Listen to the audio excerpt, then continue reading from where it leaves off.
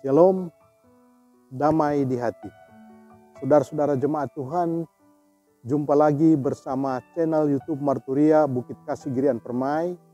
Kita akan menjabarkan trilogi pembangunan jemaat di Minggu Advent yang keempat, tanggal 22 sampai tanggal 28 Desember 2024. Dengan bahan bacaan dari kitab Lukas pasal 1 ayat 26 sampai 38. Dengan tema mingguan, tidak ada yang mustahil bagi Allah.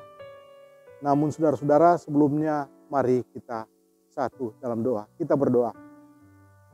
Ya Tuhan Bapa di surga, kami mengucap syukur limpah banyak terima kasih karena saat ini kami boleh dipertemukan kembali untuk kami menjabarkan trilogi pembangunan jemaat di minggu yang keempat ini, di minggu Advent yang keempat ini. Oleh sebab itu Tuhan, kiranya Tuhan sertai bagi kami yang akan menjabarkan trilogi pembangunan jemaat, agar kami mampu menjabarkan kepada anggota jemaat sebentar nanti. Tuhan Bapa di surga, kuasai hati dan pikiran kami, agar pelaksanaan ini boleh berjalan dengan kendali dari Tuhan. Terpujilah nama-Mu ya Tuhan. Ini doa kami dalam nama anak-Mu Yesus Kristus. Amin. Saudara-saudara sekalian, kita lanjutkan dengan kita membaca Alkitab yang terdapat dalam Lukas pasal 1 ayat 26 sampai 38.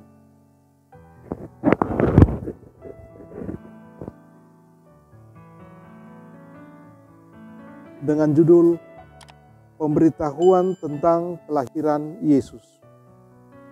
Dalam bulan yang ke-6, Allah menyuruh malaikat Gabriel pergi ke sebuah kota di Galilea bernama Nazaret, kepada seorang perawan yang bertunangan dengan seorang bernama Yusuf dari keluarga Daud. Nama perawan itu Maria. Ketika malaikat itu masuk ke rumah Maria, ia berkata, "Salam, hai engkau yang dikaruniai, Tuhan menyertai engkau." Maria terkejut mendengar perkataan itu, lalu bertanya di dalam hatinya, "Apakah arti salam itu?" Kata malaikat itu kepadanya, "Jangan takut, hai Maria, sebab engkau beroleh kasih karunia di hadapan Allah. Sesungguhnya engkau akan mengandung dan melahirkan seorang anak laki-laki, dan hendaklah engkau menamai dia Yesus. Ia akan menjadi besar dan akan disebut Anak Allah yang Maha Tinggi. Dan Tuhan Allah akan mengaruniakan kepadanya takhta Daud, bapa leluhurnya.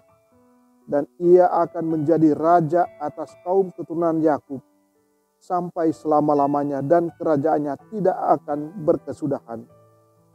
Kata Maria kepada malaikat itu, "Bagaimana hal itu mungkin terjadi, karena aku belum bersuami?" Jawab malaikat itu kepadanya, "Roh Kudus akan turun atasmu, dan kuasa Allah yang Maha Tinggi akan menaungi engkau. Sebab itu anak yang akan kau lahirkan itu akan disebut kudus, Anak Allah. Dan sesungguhnya Elisabet, sanakmu itu, ia pun sedang mengandung seorang anak laki-laki pada hari tuanya. Dan inilah bulan yang ke-6 bagi dia, yang disebut mandul itu. Sebab bagi Allah tidak ada yang mustahil." Kata Maria, "Sesungguhnya aku adalah hamba Tuhan. Jadilah padaku menurut perkataanmu itu." Lalu malaikat itu meninggalkan dia. Demikian pembacaan firman Tuhan. Dan kita akan lanjut dengan pembacaan MTPJ.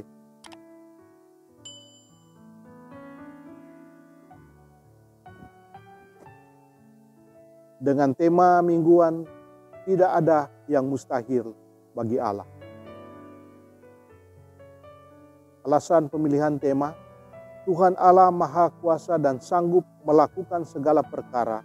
Dialah Sang Khalif, pemelihara, penyelamat, dan sumber berkat bagi manusia. sepanjang sejarah dunia. Sebagai umat percaya yang mengaminkan kemahakuasaan Tuhan Allah, terkadang iman kita ditantang dengan adanya berbagai pergumulan hidup. Misalnya kemiskinan, ketidakadilan, direndahkan karena status sosial, tidak memiliki keturunan, usaha yang gagal, adanya perselingkuhan dalam rumah tangga, konflik dengan saudara, teman atau rekan kerja. Menghadapi situasi seperti ini, tidak sedikit orang percaya yang menyerah dalam iman. Karena merasa bahwa mustahil mereka dapat keluar dari kemelut hidup yang dialami. Mereka memilih hidup menurut caranya sendiri, mengabaikan setiap firman Tuhan. Memasuki perayaan Minggu Advent keempat ini, kita diajak untuk merenungkan firman Tuhan dalam Lukas pasal 1 ayat 26 sampai 38 dengan tema tidak ada yang mustahil bagi Allah.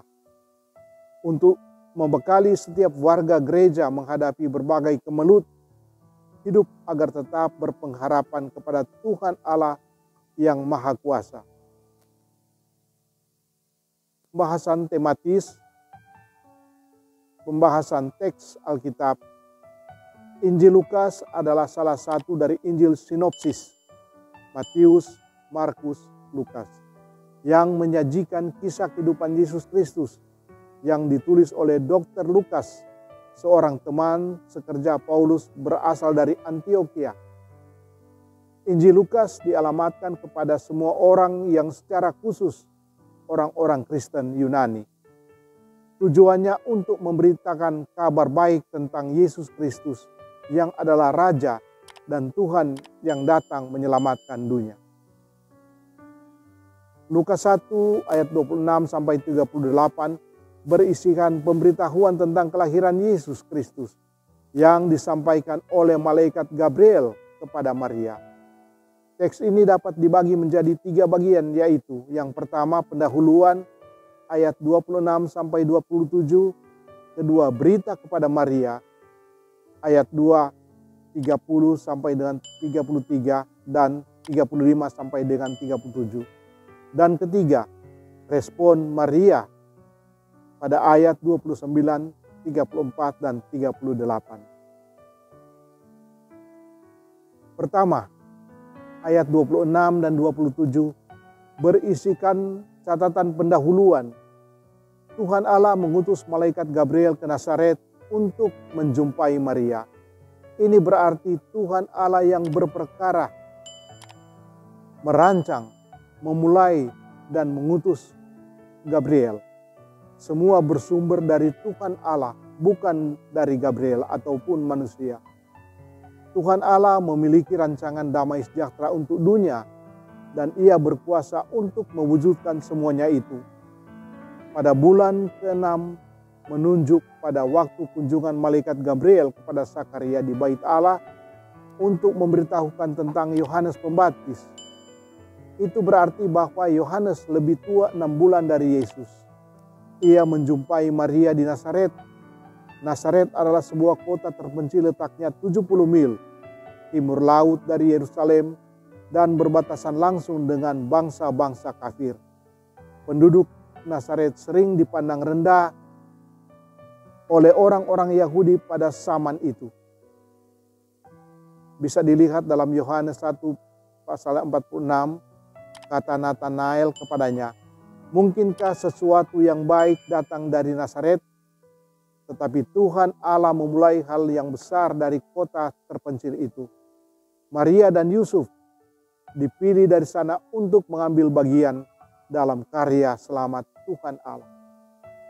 Kelahiran Yesus Kristus memberi arti baru bagi Nazaret karena ia dikenal sebagai Yesus Kristus dari Nazaret dan kemudian pengikutnya disebut Nasrani. Maria seorang perawan. Dalam bahasa Yunani, Parthenos artinya seorang gadis yang masih perawan, sedang bertunangan dengan Yusuf dan dari keluarga Daud. Ini menjelaskan status Maria saat itu. Pertunangan adalah ikatan yang sah antara laki-laki dan perempuan, tapi belum bisa tinggal bersama dan berhubungan suami istri. Maria adalah seorang gadis yang tetap hidup menurut aturan dan hukum Tuhan.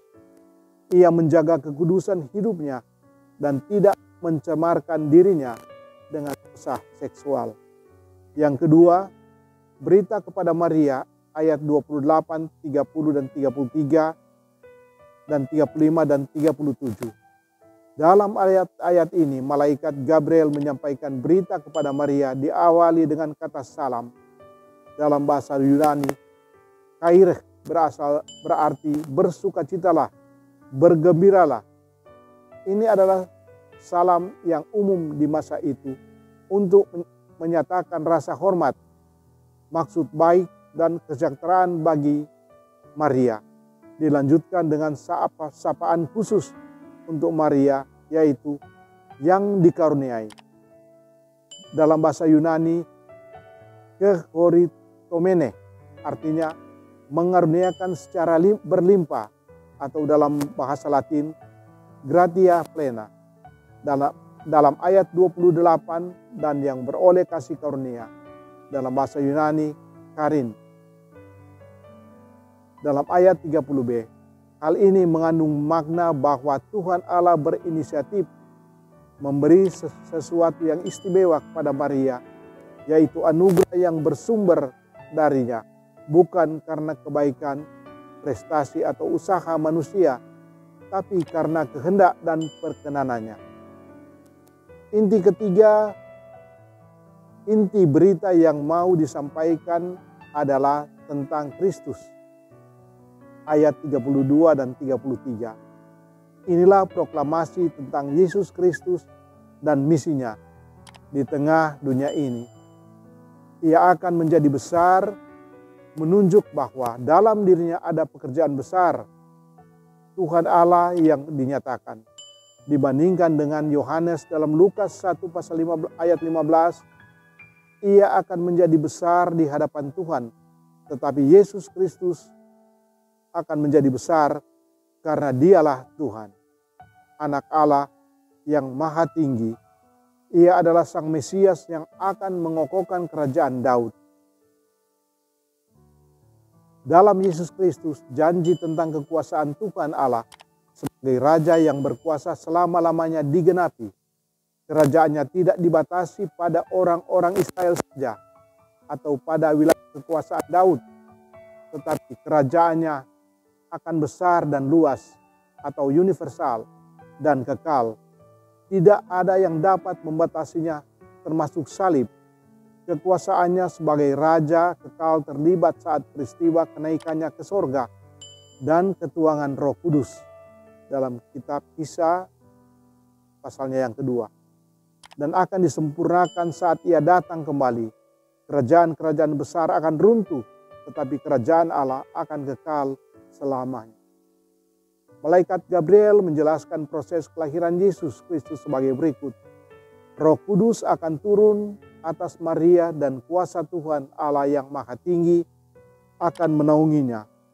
Hal ini berarti bahwa yang akan terjadi atas Maria ada dalam kuasa Tuhan Allah. Yesus Kristus dikandung terjadi bukan oleh proses alamiah, tetapi oleh proses ilahi. Roh Kudus turun atas Maria untuk memberikan kehidupan ilahi. Hal ini sangat unik, tak pernah terjadi sebelum dan sesudahnya. Apa yang akan terjadi pada Maria sudah dinubuatkan Nabi Yesaya jauh sebelum Yesus Kristus lahir. Pada Yesaya 7 ayat 14. Dan karena Maria mengandung dari Roh Kudus, maka anak yang dilahirkannya adalah kudus. Selanjutnya malaikat Gabriel mengungkapkan fakta bahwa Elisabet saudaranya yang disebut mandul sedang mengandung usia tua. Lihat pada kitab Lukas pasal 1 ayat yang ke-7. Elisabet adalah istri Sakaria, seorang imam dari rombongan Abia yang berasal dari keturunan Harun. Lihat Lukas pasal 1 ayat yang ke-5. Ini adalah mujizat Tuhan Allah yang berlaku atas Elisabet. Di usia tua, mantu mustahil untuk mendapatkan keturunan. Tetapi bagi Tuhan Allah, tidak ada yang mustahil. Pada ayat yang ke-37. Kata mustahil adalah terjemahan dari kata Yunani adunetesi, yang berarti impossible atau tidak mungkin. Jadi bagi Tuhan Allah tidak ada yang tidak mungkin. Bagi Tuhan Allah tidak ada yang mustahil. Hal ini penegasan yang sangat penting bagi Maria di masa itu untuk percaya pada perkataan malaikat, tapi juga untuk jemaat. Alamat Injil Lukas saat itu adalah gereja masa kini yang meyakini bahwa Tuhan Allah berkuasa dan sanggup melakukan segala perkara. Tidak ada yang mustahil baginya. Tuhan Allah sanggup mengadakan keajaiban dan melakukan hal yang tidak terpikirkan oleh manusia untuk menyatakan kuasa dan kasih. Yang ketiga, perikop ini mencatat 3 kali respon Maria terhadap malaikat Gabriel, yaitu dalam ayat 29. Maria terkejut dan bertanya dalam hati. Dalam ayat yang 34, tanya kepada malaikat, dan dalam ayat 38, pernyataan kesiapan Maria menerima semua yang dikatakan kepadanya. Hal ini mau menunjukkan bagaimana Maria mendengar dengan sungguh dan membuka diri untuk memahami apa yang disampaikan oleh malaikat Gabriel. Maria cukup kritis untuk menanggapi, memahami, dan akhirnya mengambil keputusan. Dari pernyataan Maria di ayat 38 menunjukkan bahwa Maria menerima semua itu sebagai bentuk ketaatannya kepada Tuhan Allah. Ia mengidentifikasikan diri sebagai hamba perempuan yang harus taat, patuh dan setia, dan hidup melakukan apa yang diperintahkan Tuhan Allah. Kesiapannya menerima ini bukan tanpa risiko, tetapi ketaatannya jauh lebih besar dari ketakutannya terhadap risiko yang akan menimpa dia, sehingga mengambil keputusan, jadilah padaku menurut perkataan. Makna dan implikasi firman. 1. Bagi Tuhan Allah tidak ada yang mustahil. Karena itu ia dapat memakai siapa saja dan di mana saja untuk melaksanakan rencana dan karyanya. Pilihan Tuhan Allah bukan berdasarkan sesuatu yang dimiliki oleh manusia, tetapi karena kasih karunia-Nya. Elisabet yang sudah tua dan mandul boleh mengandung, memberikan sukacita, dan Maria seorang perawan mengandung anak Allah yang maha tinggi, hidup dalam Tuhan membawa keajaiban. Kedua, mujizat Tuhan Allah terjadi ketika orang percaya merespon firman-Nya. Maria memberi teladan dalam hal ini merespon firman Tuhan. Ia membuka diri bagi Roh Kudus dan kuasa Tuhan Allah menaunginya. Ia patuh dan taat tanpa membantah.